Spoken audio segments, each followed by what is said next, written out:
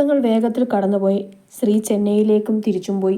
തിരികെ വരുമ്പോൾ അച്ചുവിനെ അവൻ്റെ കയ്യിൽ ഏൽപ്പിക്കുമെന്ന് സാരംഗി അവന് വാക്കുകൊടുത്തു. അച്ചുവിൻ്റെയും അമ്മുവിൻ്റെയും പ്രണയം ചെറിയൊരു ഇടവേളയ്ക്ക് ശേഷം വീണ്ടും പഴയതുപോലെ ശക്തമായി. മനു അല്ലുവിനെ ബുദ്ധിമുട്ടിക്കാതെ അവളെ സ്നേഹിച്ചുകൊണ്ടിരുന്നു. മനുവിൻ്റെ സ്നേഹം പതിയെ അല്ലുവിൻ്റെ അവർ ഒന്നിച്ച് ജീവിക്കണമെന്ന് അവളും ആഗ്രഹിച്ചു തുടങ്ങി. അങ്ങനെ ഒരു ദിവസം രാത്രി ഉറക്കം വരാതെ അച്ചു ബാൽക്കണിയിലിരിക്കുകയായിരുന്നു. അപ്പോഴാണ് ഹൂഡി ധരിച്ചൊരു കറുത്ത രൂപം പോർച്ചിൽ ഒതുക്കി വെച്ചിരുന്ന അവൻ്റെ ബുള്ളറ്റ് റോഡിലേക്കിറങ്ങി. വേഗം തന്നെ അവൻ താഴേക്കിറങ്ങി കാറെടുത്ത് തിരിച്ച ബൈക്കിന് പിന്നാലെ വിട്ടു. പക്ഷേ കുറേ നേരം പോയിട്ടും അവൻ ആ ബുള്ളറ്റ് കണ്ടുപിടിക്കാനായില്ല. അവൻ ദേഷ്യത്തിൽ സ്റ്റിയറിങ്ങിൽ ആഞ്ഞടിച്ചു. അമ്മു, എന്താ നിന്റെ ഉദ്ദേശം? ഈ രാത്രി നീ എങ്ങോട്ട് പോയതാ? സ്വയം അവനോട് തന്നെ ചോദിച്ച് അവൻ കാറിൽ കുറച്ച് സമയമിരുന്നു. ഇതേ സമയം അമ്മുവിൻ്റെ ബുള്ളറ്റ് ഒരു വീടിൻ്റെ കുറച്ച് ദൂരെയായി വന്നു നിന്നു. അവൾ ഹൂഡി ഒന്നുകൂടി ശരിയാക്കി കറുത്ത മാസ്ക് ധരിച്ചു. ബൈക്കിൽ നിന്നിറങ്ങി കീ പോക്കറ്റിലിട്ട് ആ വീടിൻ്റെ സൈഡിൽ വന്നു നിന്നു. റോഡിൽ നിന്നിരുന്ന കിളിപ്പഴത്തിൻ്റെ അല്പം തടിയുള്ള മരത്തിൽ അവൾ ചവിട്ടി ആ മതിലിനുള്ളിലേക്ക് ചാടി. രാത്രി ആയതുകൊണ്ട് തന്നെ പുറത്തൊരു ലൈറ്റ് അല്ലാതെ വേറൊന്നും ഇട്ടിട്ടില്ലായിരുന്നു. പുറകുവശത്തെ ഡോർ ലക്ഷ്യമാക്കി അവൾ നടന്നു. ആ വീടിൻ്റെ ഓരോ മുക്കും മൂലയും മുൻപരിചയമുള്ളതുപോലെയായിരുന്നു അവളുടെ ഓരോ പ്രവൃത്തിയും. കയ്യിലിരുന്ന ഒരു കീ കൊണ്ട് അവൾ വാതിൽ തുറന്നു. പമ്മി അവൾ ഫോണിലെ ലൈറ്റ് തെളിച്ച് മുന്നോട്ട് നടന്നു. ഹാളിൽ ഡിം ലൈറ്റ് ഓൺ ആയിരുന്നു. മുകളിലെ സ്റ്റെപ്പ് കയറി അവൾ അടച്ചിട്ടിരുന്ന ഒരു റൂം കൈകൊണ്ട് തള്ളി തുറന്നു. അവളുടെ ചുണ്ടിൽ ഗൂഢമായൊരു ചിരി വിടർന്നു. ഉള്ളിലേക്ക് കടന്നവൾ ബെഡിൽ പരസ്പരം പുണർന്ന് അർദ്ധനഗ്നരായി കിടക്കുന്നവരെ നോക്കി കടപ്പല്ലു ഞെരിച്ചു. പോക്കറ്റിൽ നിന്നും അവൾ ഒരു പോക്കറ്റ് സ്പ്രേ എടുത്ത് അവരുടെ നാസികയിലേക്ക് അടിച്ചു. ഒന്ന് മുഖം ചൊളിച്ച് രണ്ടുപേരും അഗാധമായ ഉറക്കത്തിലേക്ക് വീണു. രണ്ടുപേരുടെയും തലവഴി അവൾ ഷീറ്റ് വലിച്ചിട്ടു. നിന്നോട് ഞാൻ പറഞ്ഞില്ലല്ലയാ സാരംഗി കളി തുടങ്ങിയെന്ന്. ഇന്നുകൂടി നീ സുഖമായി ഉറങ്ങിക്കോ. നാളെ മുതൽ ഉറക്കമില്ലാത്ത രാത്രികളാണ് നിനക്ക്. പുച്ഛത്തോടെ പറഞ്ഞുകൊണ്ട് അവൾ വാർഡ്രോബ് തുറന്നു. പാൻസിൻ്റെ പോക്കറ്റിൽ നിന്നൊരു പൊതിയെടുത്ത് തുണികൾക്കിടയിൽ തിരികെ വെച്ചു. വാതിലടച്ച് തിരികെ ഇറങ്ങിയവളുടെ മുഖത്ത് ഗൂഢമായൊരു ചിരി വിരിഞ്ഞു. ഇതേ സമയം അമ്മുവിനെയും കാത്ത് അവൻ ബാൽക്കണിയിൽ നിന്നു. അച്ചുവിൻ്റെ മുഖം ദേഷ്യം കൊണ്ട് ചുവന്നിരുന്നു. ഡൽഹിയാണെന്ന് അവളുടെ വിചാരം. വരട്ടെ ഇങ്ങോട്ട്. രാത്രി സഞ്ചാരം നിർത്തിക്കൊടുക്കാൻ ഞാൻ. കൈകെട്ടി റോഡിലേക്ക് നോക്കിക്കൊണ്ട് അച്ചു ദേഷ്യത്തോടെ പറഞ്ഞു.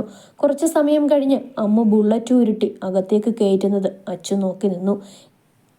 ഗേറ്റ് അടച്ച് പൂച്ചക്കുഞ്ഞിനെ പോലെ അവൾ പമ്മി പമ്മി അവളുടെ റൂമിലെത്തി. വാതിലടച്ച് ലൈറ്റിട്ടതും കട്ടിലിൽ കൈകെട്ടി അവളെ നോക്കിയിരിക്കുന്ന അച്ചുവിനെ കണ്ട് പകച്ചു നിന്നു. അച്ചേട്ടൻ എന്താ ഇവിടെ? പതർച്ച മറച്ചു വെച്ചുകൊണ്ട് അമ്മ ചോദിച്ചതും അച്ചു അവളെ കൂർപ്പിച്ചു നോക്കി. ഞാൻ ഉറങ്ങിയാൽ ചില പൂച്ചകളുടെ വരവും പോക്കും എങ്ങനെ കണ്ടുപിടിക്കും? കള്ളിപ്പൂച്ച. അച്ചു അവളെ നോക്കിക്കൊണ്ട് പുച്ഛത്തോടെ പറഞ്ഞു. അമ്മു അവനെ ദേഷ്യത്തിൽ നോക്കിക്കൊണ്ട് അടുത്തു വന്നു നിന്നു. കള്ളിപ്പൂച്ച നിങ്ങളുടെ മറ്റവൾ, അമ്മു അവൻ്റെ കയ്യിൽ നുള്ളിക്കൊണ്ട് പറഞ്ഞു. അച്ചു അവളുടെ അരയിലൂടെ പിടിച്ച് അവനോട് ചേർത്ത് നിർത്തി. അച്ചു അവളുടെ തലയിൽ നിന്നും ഹൂഡിയുടെ ക്യാപ്പ് മാറ്റി അവളുടെ മുഖത്തു നിന്നും മാസ്കും മാറ്റി. അവൾ അവൻ്റെ കഴുത്തിലൂടെ കൈയിട്ട് അവൻ്റെ മുഖത്തേക്ക് നോക്കി നിന്നു. ആർക്ക് പണിയാൻ നമ്മൾ പോയത്? അവളെ നോക്കി കുസൃതി ചിരിയോടെ അവൻ ചോദിച്ചതും അവൾ അവനെ നോക്കി കണ്ണിറുക്കി. കാണാൻ പോകുന്ന പൂരം പറഞ്ഞറിയിക്കണോ? Just wait and see my baby. അവൻ്റെ കവളിൽ പിടിച്ചു വലിച്ചുകൊണ്ട് അവൾ പറഞ്ഞു. അച്ചു അവളുടെ കണ്ണുകളിലേക്ക് നോക്കി. രണ്ടുപേരുടെയും കണ്ണുകൾ പരസ്പരം ഇടഞ്ഞു. അമ്മു അവൻ്റെ മുഖം കൈക്കുമ്പിളിലെടുത്ത് നെറുകയിൽ നേർമയായി ചുംബിച്ചു. അച്ചു കണ്ണുകളടച്ച് അവളുടെ ചുംബനം സ്വീകരിച്ചു. പോകുന്നില്ലേ? അമ്മു ആർദ്രമായി അവനോട് ചോദിച്ചു. അവനില്ല എന്ന് തലയാട്ടി. അവൾ അവനെ ഒന്ന് കൂർപ്പിച്ചു നോക്കി. അച്ചു അവളെ കോരിയെടുത്ത് ബെഡിൽ കിടത്തി. അവളുടെ ശരീരത്തിൽ നിന്നും ഹൂഡി അഴിച്ചു മാറ്റി. ഒരു ലൈറ്റ് പിങ്ക് കളർ ടീഷർട്ടായിരുന്നു അവൾ ഇട്ടിരുന്നത്. അച്ചു അവളുടെ കണ്ണുകളിൽ ചുംബിച്ചു. പിന്നെ അവളുടെ അധരങ്ങളിൽ നേർമയായി മുത്തി. അമ്മുവിനെ നേരെ കിടത്തി അവൻ അവളുടെ നെഞ്ചിൽ തലവെച്ച് കിടന്നു. അമ്മു അവനെയും ചേർത്ത് പിടിച്ചു കിടന്നു. പിറ്റേന്ന് രാവിലെ ബ്രേക്ക്ഫാസ്റ്റ് കഴിക്കുമ്പോഴായിരുന്നു ന്യൂസ് ചാനലുകളിലെ ബ്രേക്കിംഗ് ന്യൂസ് കണ്ട് എല്ലാവരും പകച്ചു നോക്കി. പ്രമുഖ ബിസിനസ് പ്രമുഖൻ്റെ മകളും യുവ സംരംഭകയുമായ ലയ വികാസ് ശർമ്മയും ഭർത്താവ് വികാസ് ശർമ്മയും കോടികൾ വില വരുന്ന മയക്കുമരുന്ന് വീട്ടിൽ സൂക്ഷിച്ചതിന് അറസ്റ്റിലായി. അച്ചു അമ്മുവിനെ നോക്കി. അവൾ അപ്പോഴും ഇഡ്ഡലി ചട്നിയിൽ മുക്കി ആസ്വദിച്ച് കഴിക്കുകയായിരുന്നു. എല്ലാം ഒപ്പിച്ചു വെച്ചിട്ട് കുരുപ്പിരുന്ന് ഇഡ്ഡലി തട്ടുന്നത് കണ്ടില്ലേ? അച്ചു താടിയിൽ കൈ കൊടുത്തുകൊണ്ട് അവളെ നോക്കി മനസ്സിൽ പറഞ്ഞു. ഇനി കുറച്ച് നാൾ അകത്ത് കിടക്കട്ടെ. എൻ്റെ കുഞ്ഞുങ്ങളെ അത്രയ്ക്ക് ദ്രോഹിച്ചവളല്ലേ, മല്ലിക ദേഷ്യത്തോടെ പറഞ്ഞു. ഇതാരോ മനഃപൂർവ്വം പണി കൊടുത്തത് തന്നെയാണ്. ഏതായാലും നന്നായി, മനു ഇരുന്ന് പറഞ്ഞതും അച്ചു അമ്മുവിനെ നോക്കി. അവൾ അപ്പോഴും ആസ്വദിച്ച് കഴിക്കുകയായിരുന്നു. പക്ഷേ അവളുടെ ചുണ്ടിൻ്റെ കോണിൽ വിരിഞ്ഞ വിജയച്ചിരി അച്ചു മാത്രം കണ്ടിരുന്നു. ലയ, എല്ലാം തകർന്നു. നിന്റെ ഡാഡിയുടെ സ്വാധീനത്തിൽ പുറത്തിറങ്ങിയെങ്കിലും ഇതിലും വലിയ ക്രൈസിസ് നമ്മളെ കാത്തിരിക്കുന്നുണ്ട്. അസ്വസ്ഥനായി ഫ്ലാറ്റിൽ കൂടി നടക്കുകയായിരുന്നു വിക്കി. വിക്കി പ്ലീസ്, കുറച്ച് സമാധാനം താ, എന്നിട്ട് ആലോചിച്ചാം, ലയ ദേഷ്യത്തോടെ പറഞ്ഞുകൊണ്ട് സോഫയിൽ ചരിഞ്ഞു കിടന്നു. അവൻ അവളെ നോക്കി പല്ല് കടിച്ചു. സമാധാനം നഷ്ടപ്പെട്ടിട്ട് വർഷങ്ങളായി. നിന്റെ അത്യാഗ്രഹമാണ് എല്ലാത്തിനും കാരണം. വിക്കി അത് പറയുമ്പോൾ ലയ ചുവന്ന കണ്ണുകളോടെ അവനെ നോക്കി. നീ കൂടുതൽ പെർഫെക്റ്റ് ആവല്ലേ വിക്കി. നിനക്ക് താല്പര്യം തോന്നിയ ഒരുപാട് പെണ്ണുങ്ങളിലൊന്നാണ് ഞാനും എന്ന് എനിക്കറിയാം. പലതും വെട്ടിപ്പിടിച്ച് നീ നേടിയെടുത്തത് നേരായ വഴിയിൽ കൂടിയായിരുന്നോ? അല്ലല്ലോ. നിനക്കെന്നും പെണ്ണും പണവും ഒരു ലഹരിയായിരുന്നു. അതിലോട്ടുള്ള നിന്റെ ഒരു മാർഗം മാത്രമായിരുന്നു നിനക്ക് ഞാൻ. നിന്നെ ഇപ്പോഴും ഞാൻ എൻ്റെ ഭർത്താവായി കൊണ്ടു നടക്കുന്നത് ചിലർക്ക് മുന്നിൽ ജയിച്ച് കാണിക്കാനാ, അല്ലാതെ നിന്നോടുള്ള പ്രേമം മൂത്തിട്ടൊന്നുമല്ല. അത്രയും പറഞ്ഞ് വെട്ടിത്തിരിഞ്ഞ് റൂമിൽ കയറി വാതിലടച്ചവളെ നോക്കി അവൻ സ്തംഭിച്ചു നിന്നു. അപ്പോൾ ഇന്നു മുതൽ സാരംഗി വിശ്വനാഥൻ ക്രിസ്റ്റൽ ഗ്രൂപ്പ്സിൻ്റെ അമരത്തുണ്ടാവും. ചന്ദ്രമോഹൻ അമ്മുവിൻ്റെ ഇരുചുമലിലും പിടിച്ച് അഭിമാനത്തോടെ പറഞ്ഞു. എല്ലാവരും അവളെ നോക്കി നിന്നു. കനൽ വഴികൾ താണ്ടി അവളിന്ന് എത്തി നിൽക്കുന്നത് പലതും വെട്ടിപ്പിടിക്കാനും നേടിയതൊന്നും നഷ്ടപ്പെടാതിരിക്കാനുമാണ്. വീണ്ടും ഒരിക്കൽ ആ പഴയ സാരംഗിയിലേക്കുള്ള മാറ്റം കൂടിയായിരുന്നു അവിടെ തുടക്കമിട്ടത്. ഇനിയൊരു മുഖംമൂടിയുടെ ആവശ്യം അവൾക്കില്ല. അച്ചു അവളെ ചേർത്ത് പിടിച്ച് നെറുകയിൽ ചുംബിച്ചു. മനുവിൻ്റെ ആക്കിയുള്ള ചുമയിൽ അമ്മു അവനെ ഒന്ന് പുച്ഛിച്ചു നോക്കി. മല്ലിക അവളെ കെട്ടിപ്പിടിച്ച് കവളിൽ ഉമ്മ വെച്ചു. അവരുടെ കണ്ണുകൾ നിറഞ്ഞിരുന്നു. വിശ്വേട്ടൻ്റെയും മിലിയുടെയും സ്വപ്നം നിന്നിലൂടെ പൂർത്തിയാണോ അമ്മു? പാതി വഴിയിൽ നിന്ന് പോയെടുത്ത് നീ വീണ്ടും ഉദിച്ചു വരണം. നിന്നോടൊപ്പം ഞങ്ങളെല്ലാവരും ഉണ്ട്. ഇന്നത്തെ പ്രോജക്റ്റ് അത് നിനക്ക് തന്നെ കിട്ടും. ആത്മവിശ്വാസത്തോടെ മല്ലിക പറഞ്ഞപ്പോൾ അതേ ആത്മവിശ്വാസം അവളിലും പകർന്നു. അല്ലു അവളെ കെട്ടിപ്പിടിച്ച് വിഷ് ചെയ്തു. മനു അവളെ ചേർത്ത് പിടിച്ച് കവളിൽ വലിച്ചു വിട്ടു. അച്ചുവാണ് കാർ ഡ്രൈവ് ചെയ്തത്. പ്രസൻറ്റേഷൻ ഒരിക്കൽ കൂടി നോക്കുകയായിരുന്നു അമ്മു. അവളുടെ മുഖത്തെ ആത്മവിശ്വാസം അവനിലൊരു പുഞ്ചിരി നിറച്ചു. 500 കോടിയുടെ ബിഗ് പ്രൊജക്റ്റാണ് അവരെ കാത്തിരിക്കുന്നത്. ഏറ്റവും ബെസ്റ്റ് പെർഫോമൻസ് പോലെ ഇരിക്കും ഫലം. വിദേശത്തു നിന്നുള്ള ഒരുപാട് ക്ലയൻസ് എത്തിയിട്ടുണ്ട്. ഒപ്പം അവൾ പകയോടെ കാത്തിരുന്ന മറ്റൊരാളും. 20ലധികം കമ്പനികൾ അവരുടെ പ്രസൻറ്റേഷൻ നൽകി. എന്നാൽ അവർ തിരഞ്ഞെടുത്തത് അമ്മുവിൻ്റെ പ്രസൻറ്റേഷനായിരുന്നു. തിരിച്ചുവരവിൻ്റെ ആദ്യ ചവിട്ടുപടി ഗംഭീരമാക്കിയതിനുള്ള ആശംസാ പ്രവാഹം അവളെ തേടിയെത്തിയിരുന്നു. ഇതിനോടകം തന്നെ ഒരു പെൺകുട്ടി നേടിയെടുത്ത വിജയം ബിസിനസ് ലോകത്ത് ശക്തമായിരുന്നു. ആ വാർത്ത കണ്ട ലയ കയ്യിലിരുന്ന വൈൻ ഗ്ലാസ് ചുവരിലേക്കെറിഞ്ഞു പൊട്ടിച്ച് പകയോടെ നോക്കി നിന്നു. പകയോടെ അവിടെ നിന്നും ഇറങ്ങിപ്പോകുന്ന ആ വ്യക്തിയെ നോക്കി സാരംഗി ഉള്ളിൽ ചിരിച്ചു. അച്ചുവിനൊപ്പം തിരികെ വീട്ടിലെത്തുമ്പോൾ പായസവും മധുര പലഹാരങ്ങളും ഉണ്ടാക്കി മല്ലിക അവളെ കാത്തിരുന്നു. അന്നു വൈകിട്ട് തന്നെ ചന്ദ്രൻ വീട്ടിൽ പാർട്ടി അറേഞ്ച് ചെയ്തിരുന്നു. ഒപ്പം അവളുടെ ആവശ്യപ്രകാരം ആ വ്യക്തിയെ ചീഫ് ഗസ്റ്റായി വിളിക്കുകയും ചെയ്തു. കാത്തിരുന്നോളൂ, എന്നെ തകർത്ത ഓരോരുത്തരുടെയും സർവനാശം കണ്ടിട്ടേ ഞാൻ അടങ്ങും. അച്ചു അവളെ പുറകിലൂടെ ചേർത്ത് പിടിച്ച് അവൻ്റെ നെഞ്ചിലേക്ക് അണച്ചു പിടിച്ചു. അവൻ്റെ സാമീപ്യത്തിൽ അവളുടെ ദേഷ്യമെല്ലാം ആവിയായി പോയിരുന്നു. ശത്രുക്കൾ തങ്ങളുടെ തകർച്ച തുടങ്ങിയതറിഞ്ഞ് പരിഭ്രാന്തിയിലായി തുടങ്ങി. ഒരു ബ്ലാക്ക് ഗൗണിൽ അതിസുന്ദരിയായി നിൽക്കുന്നവളെ കണ്ട് സദസ്യർ കണ്ണെടുക്കാതെ നോക്കി നിന്നു. പീച്ച് കളർ ഗൗണായിരുന്നു അല്ലുവിൻ്റെ വേഷം. അതേ കളർ ഷർട്ടായിരുന്നു മനു ധരിച്ചിരുന്നത്. ബ്ലാക്ക് ഷർട്ടും വൈറ്റ് പാൻസും ഇട്ട് സ്റ്റെപ്പ് ഇറങ്ങി വരുന്നവനിലായിരുന്നു എല്ലാവരുടെയും ശ്രദ്ധ. അമ്മു അവനെ നോക്കി പെർഫെക്റ്റ് എന്ന് കൈ കാണിച്ചു. അച്ചു അവളോട് ചേർന്ന് നിന്ന് കൈകൾ കോർത്ത് പിടിച്ച്. ഒരു വശത്ത് കൂൾ ഡ്രിങ്ക്സും ആൽക്കഹോൾസും നിരന്നു. വിവിധ തരത്തിലുള്ള ഭക്ഷണ വിഭവങ്ങൾ, പുഡിങ്സ്, ഐസ്ക്രീംസ്, എന്തുകൊണ്ടും ഒരു റോയൽ പാർട്ടിയായിരുന്നു നടന്നത്. ബിസിനസ് രംഗത്തെ പല പ്രമുഖരും എത്തിച്ചേർന്നു. രവിശങ്കർ നിഷയോടൊപ്പമാണ് വന്നത്. ഒരുമിച്ച് കൈകൾ കോർത്ത് നിൽക്കുന്ന അച്ചുവിനെയും അമ്മുവിനെയും കണ്ട് അവളുടെ മുഖത്ത് ദേഷ്യം ഇരച്ചു കയറി. മൈക്ക് കയ്യിലെടുത്ത് ചന്ദ്രമോഹൻ കാണികളെ തന്നിലേക്ക് ശ്രദ്ധ തിരിപ്പിച്ചു. എല്ലാവരുടെയും നോട്ടം തന്നിലേക്കായതും അദ്ദേഹം പുഞ്ചിരിയോടെ പറഞ്ഞു തുടങ്ങി. Good evening everyone. എൻ്റെ മകൾ സാരംഗി വിശ്വനാഥൻ കൈവരിച്ച ഏറ്റവും വലിയൊരു നേട്ടത്തിൻ്റെ സന്തോഷം നിങ്ങളോടൊപ്പം പങ്കിടുവാനാണ് നമ്മളിന്നിവിടെ കൂടിയിരിക്കുന്നത്.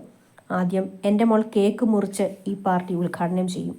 അദ്ദേഹം കൈയടിച്ചു പറഞ്ഞതും സാരംഗി അച്ചുവിൻ്റെ കൈപിടിച്ച് സെറ്റ് ചെയ്തിരിക്കുന്ന കേക്കിൻ്റെ അടുത്തേക്ക് വന്നു. തനിക്കിരുവശത്തും മല്ലികയെയും ചന്ദ്രനെയും ചേർത്ത് നിർത്തി അച്ചുവിൻ്റെ കൈപിടിച്ച് അവൾ കേക്ക് കട്ട് ചെയ്തു. പരസ്പരം പങ്കുവെച്ച് അവൾ ഒരു പീസ് തച്ചുവിൻ്റെ വായിൽ വെച്ചു കൊടുത്തു. മല്ലികയും ചന്ദ്രനും അവൾക്ക് ഓരോ പീസ് എടുത്ത് വായിൽ വെച്ചു കൊടുത്തു. അവൾ തിരിച്ചും അവർക്ക് നൽകി. മനുവിനും മല്ലുവിനും നൽകിയതോടെ സെർവൻസ് വന്ന് കേക്ക് മാറ്റി പീസാക്കി ഗസ്റ്റിന് സെർവ് ചെയ്തു. തച്ചുവിനിപ്പോൾ എന്തിനും ഏതിനും ശ്രീ മതിയെന്നായി. ഒരിടത്ത് ശ്രീയെയും പിടിച്ചിരിപ്പാണ് പെണ്ണ്. വേറൊന്നുമല്ല, അമ്മുവിൻ്റെ കണ്ണു വെട്ടിച്ച് ശ്രീ അവൾക്ക് ഓരോന്ന് കഴിക്കാൻ നൽകുന്നുണ്ട്. ഭക്ഷണം കഴിച്ചു കഴിഞ്ഞ് വൈൻഡപ്പ് ചെയ്യാനുള്ള സമയമായതും അമ്മു ഒരു വൈൻ ഗ്ലാസ്സിൽ ഫോർക്ക് കൊണ്ട് തട്ടി എല്ലാവരുടെയും ശ്രദ്ധ അവളിലേക്ക് തിരിച്ചു. And important things. കുറേ സംസാരിക്കാനുണ്ട്.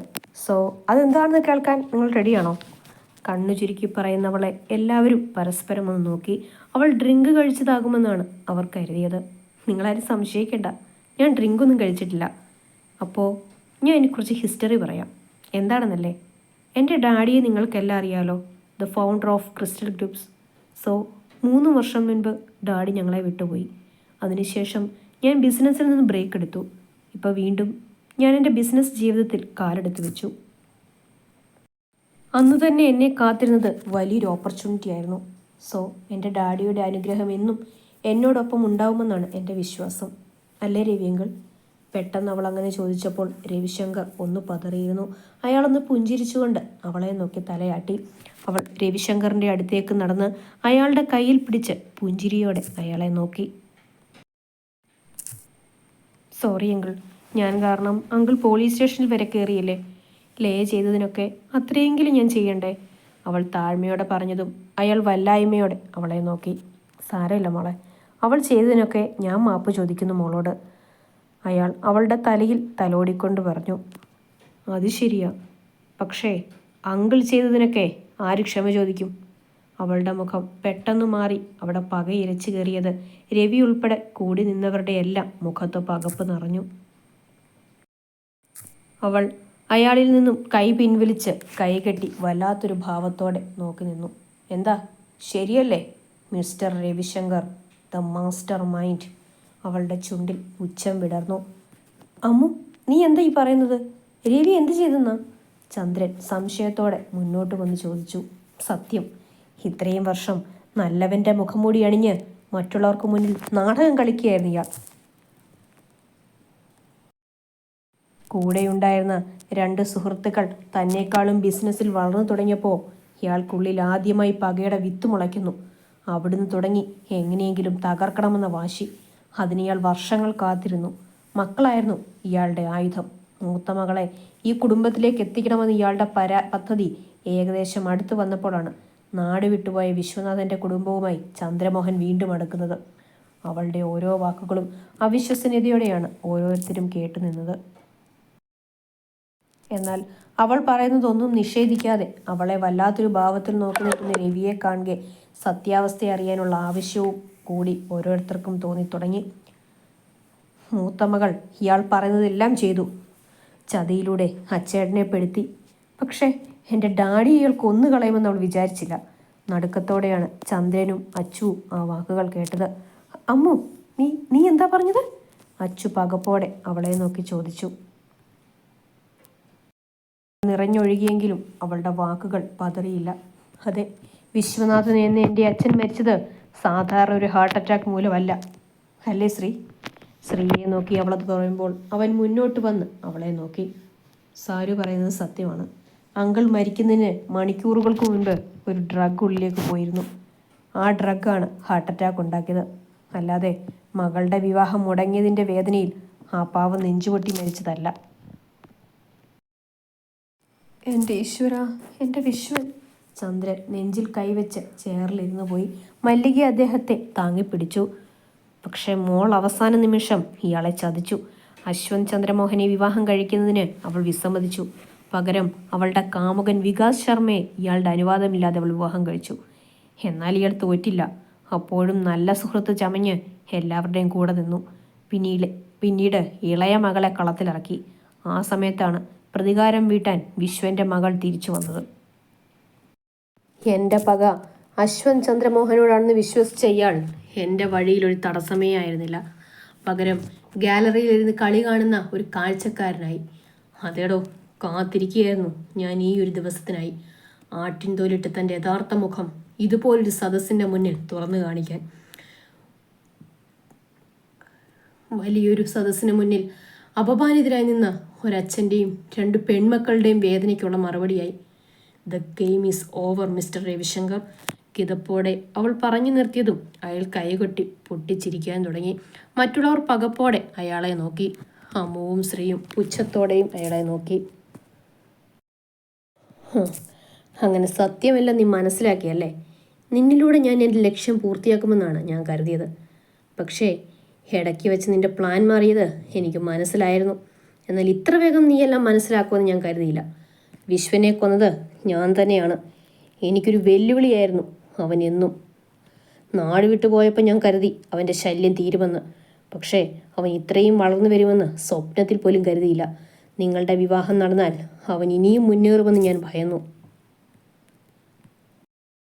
അവസാനം എൻ്റെ പ്ലാൻ പോലെയെല്ലാം നടന്നു. പക്ഷേ എല്ലാം തകർക്കാൻ ഇനി വീണ്ടും വന്നു. സമ്മതിക്കില്ലടി ഞാൻ. സർവവും ചുട്ടിരിക്കും ഞാൻ. അയാളുടെ കണ്ണുകളിൽ പകയാടി. എടാ, പച്ചയ്ക്ക് കൊളുത്തുന്നതിന് ഞാൻ. ചന്ദ്രൻ അയാളുടെ കവിളിൽ ആഞ്ഞടിച്ചു. അയാളുടെ മുഖം ഒരു വശത്തേക്ക് കോടിപ്പോയി. അച്ഛാ, വേണ്ട. ഇയാളെ കൊണ്ടുപോകാനുള്ളവർ ഇപ്പോൾ വരും. അമ്മു ചന്ദ്രനെ വലിച്ചു മാറ്റിക്കൊണ്ട് പറഞ്ഞു. അപ്പോഴേക്കും പോലീസ് ജീപ്പ് അവിടെ എത്തിയിരുന്നു. മിസ്റ്റർ രവിശങ്കർ, നിങ്ങളെ അറസ്റ്റ് ചെയ്യാനുള്ള വാറന്റാണിത്. കൂടത്തിലെ ഓഫീസർ ഒരു എൻവലപ്പ് നീട്ടിയതും അയാൾ പകച്ചു നോക്കി. തെളിവുകളെല്ലാം നിങ്ങൾക്കെതിരാണ്. വിശ്വനാഥൻ കൊല്ലപ്പെട്ടതാണെന്ന് ഓട്ടോപ്സി റിപ്പോർട്ടിൽ തെളിഞ്ഞിട്ടുണ്ട്.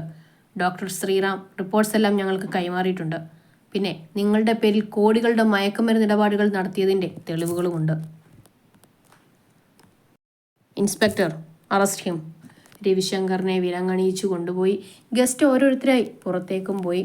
അതുവരെ ധൈര്യത്തോടെ നിന്നവൾ പൊട്ടിക്കരച്ചിലൂടെ നിലത്തിരുന്നു പോയി. അച്ചു ഓടി വന്ന് അവളെ നെഞ്ചോട് ചേർത്തിരുന്നു. ചേച്ചി കരയുന്നത് കണ്ട് തച്ചുവും വാവിട്ട് കരയാൻ തുടങ്ങിയതും ശ്രീ അവളെ നെഞ്ചോട് ചേർത്ത് പിടിച്ച് അവളെ ആശ്വസിപ്പിച്ചു. അല്ലു നിറഞ്ഞ കണ്ണുകളോടെ മനുവിനെ നോക്കി. അപ്പോഴും സംഭവിച്ചതിൻ്റെ നടുക്കത്തിൽ നിന്നും അവൻ കരകയറിയിട്ടില്ലായിരുന്നു.